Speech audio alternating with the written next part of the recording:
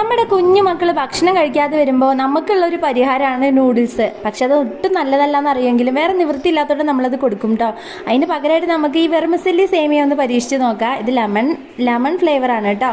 അപ്പോൾ അതുണ്ടാക്കാനായിട്ട് കുറച്ച് വെളിച്ചെണ്ണ ഒഴിച്ചു, കുറച്ച് കടുകിട്ടു, അതിലേക്ക് ചെറിയുള്ളി അരിഞ്ഞതും വറ്റൽ മുളകും കൂടി ഇട്ടു. കുട്ടികൾക്ക് കൊടുക്കാനുള്ളതായതുകൊണ്ട് കുറച്ച് മുളക് ഇട്ടാൽ മതി കേട്ടോ. പിന്നെ കറിവേപ്പിൻ്റെ ഇലയും കൂടി ഇട്ടിട്ട് നല്ലപോലെ വഴറ്റിയെടുക്കുക. കുറച്ച് ഉപ്പും കൂടി ഇട്ടിട്ട് കുറച്ച് വെള്ളം ഒഴിക്കുക. പാകത്തിന് വെള്ളം ഒഴിച്ചാൽ മതി. കൂടുതൽ വെള്ളം ഒഴിച്ച് കഴിഞ്ഞാൽ നല്ലോണം കുഴഞ്ഞു പോകും കേട്ടോ, കുട്ടികൾക്ക് ഇഷ്ടാവില്ല.